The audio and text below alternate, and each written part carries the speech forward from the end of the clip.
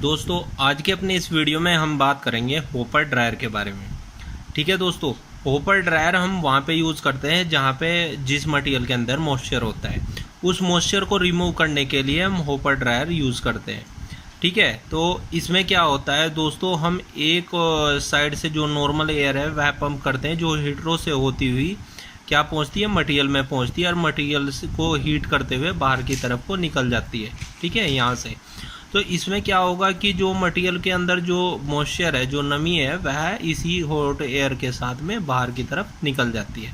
अब देखिए दोस्तों, अब हम इसमें समझेंगे कि यह कौन सा पार्ट क्या काम करता है, ठीक है, और किस तरीके से होता है, ठीक है, और किसका क्या इफेक्ट पड़ता है। ठीक है, इधर दोस्तों फर्स्ट में क्या होता है, हमारा ब्लोअर होता है जिसमें एक मोटर लगी होती है। वह क्या करती है, एयर को अंदर की तरफ को पंप करती है। जो बाहर इन्वायरमेंट में जो एयर होती है, उस एयर को अंदर की तरफ इसमें हीटर जोन में पंप करती है। दोस्तों यहाँ पे क्या होता है कि पीआईडी के साथ में हीटर अटैच रहते हैं, जो कि पीएलसी जो कंट्रोल बॉक्स होता है, उसमें सपोज हमने टेम्परेचर सेट करते हैं तो उसी के साथ क्या होता है, ये ऑन ऑफ करता है। एक थर्मोस्टेट भी लगा होता है इसी के साथ, जो कि हमें प्रोटेक्ट करता है, मतलब हमारे जो है ओवरहीट ना हो चीज़ें। ठीक है, उसी के साथ साथ थर्मोकपल एक सेंसर लगा होता है। ठीक है, ये लास्ट में लगा होता है ताकि एयर का जो टेम्परेचर है वह चेक कर सके हम यहाँ पे। तो अब इसके लिए इसमें क्या होता है, जब एयर अंदर जाती है, जो इन्वायरमेंट की एयर है, वह हीटरों के संपर्क में आने पर गर्म हो जाती है, उसका टेम्परेचर बढ़ जाता है। ठीक है, तो उसके साथ साथ ये जब एयर जाती है तो थर्मोकपल वह टेम्परेचर को सेंस करके जो कंट्रोलर है वहाँ पे भेजती है। ठीक है ना, तो उसी के साथ ये क्या होता है, कंट्रोल के द्वारा हीटर ऑन ऑफ होते रहते हैं। फिर इसके बाद क्या होता है कि जो टेम्परेचर गेज है वहाँ पे भी हम टेम्परेचर को चेक कर लेते हैं, देखते हैं। ठीक है दोस्तों, किसी भी जब हम होपर ड्रायर को ऑन करेंगे तो उसके साथ साथ जैसे ही ऑन होता है, क्या हमारा ब्लोअर फैन चल रहा है या नहीं चल रहा है, और गेज में उसका टेम्परेचर भी एक बार देखें, कुछ टाइम तक देखेंगे कि वह बढ़ रहा है या नहीं। फिर उसके बाद क्या होता है दोस्तों, यहाँ पर एक लोअर कॉइन होता है, यानी कि एक जाली होती है।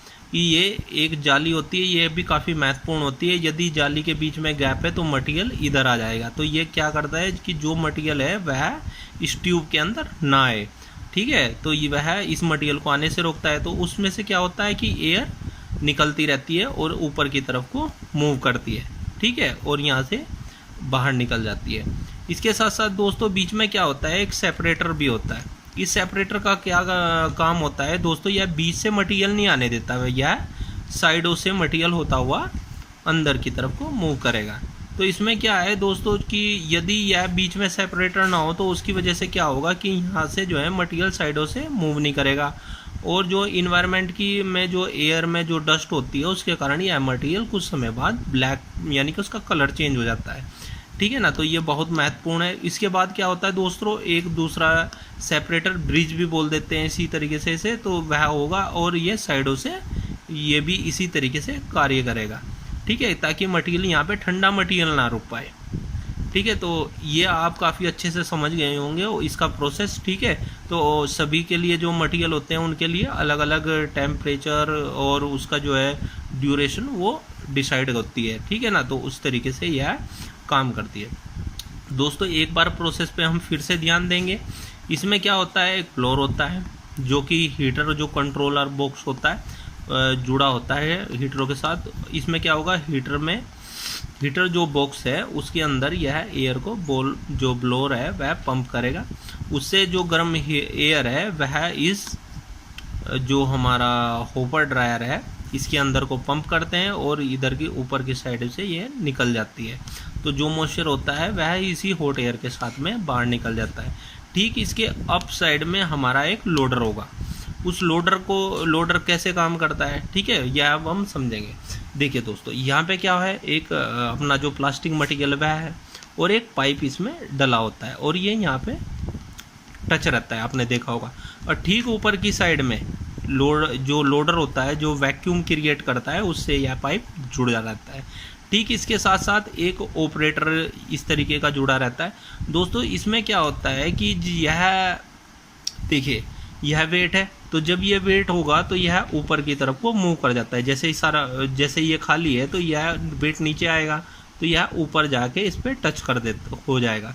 और फिर जब लोडर ओपन होगा तो ये यहाँ से बंद हो जाएगा और वैक्यूम इसके अंदर क्रिएट होगा और यहाँ से क्या होगा, ये एयर लेना स्टार्ट करेगा। तो इसके साथ में जो ये मटेरियल है यह भी ऊपर की तरफ को मूव करेगा।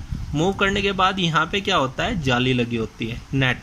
तो इसमें क्या होता है, ये मटेरियल ऊपर की तरफ को मूव नहीं कर सकता, इसलिए वह यहाँ पे इकट्ठा होता रहता है और जो एयर होती है वह इस वैक्यूम लोडर की तरफ को, बाहर की तरफ को पंप हो जाती है।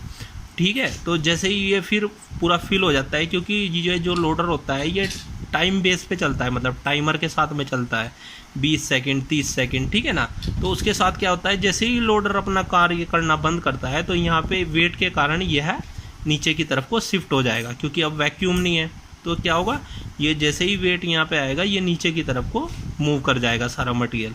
तो ये क्या होगा, ये ऊपर की तरफ को चला जाएगा और मटेरियल नीचे की, जैसे ही ये मटेरियल खाली होगा तो वेट के कारण यह फिर आके यहाँ पे टच होगा और कोई एयर इधर से नहीं अंदर जाएगा, ठीक है ना। तो उसके साथ फिर लोडर ऑपरेट होगा, तो ये क्या होगा, यही प्रोसेस यहाँ पे चलता रहेगा और हमारा जो होपर है इसमें मटेरियल अंदर की तरफ को आता रहेगा। ठीक है ना दोस्तों, ये काफ़ी अच्छे से आप समझ गए होंगे कि होपर किस तरीके से काम करता है और उसका होपर लोडर किस तरीके से काम करता है। ठीक है दोस्तों।